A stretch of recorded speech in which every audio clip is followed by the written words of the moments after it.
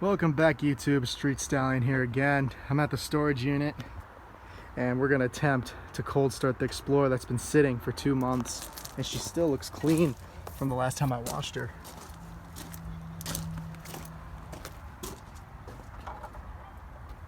Just got finished checking all the fluids. Let's go fire her up. Hopefully it has battery. Well, apparently, I rolled the windows down. Alright, this is the first time you're going to hear this car without cats too. Oh yeah.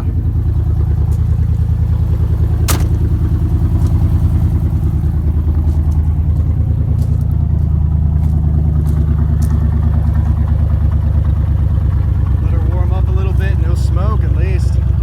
That's a good sign. Everything's looking decent in here.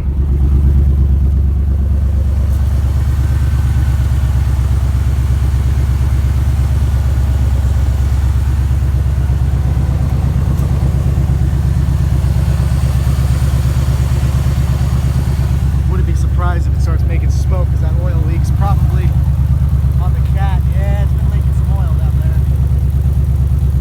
Probably when I start driving it. Well, now she's already got oil pressure up and all that. Give her a few revs for you all.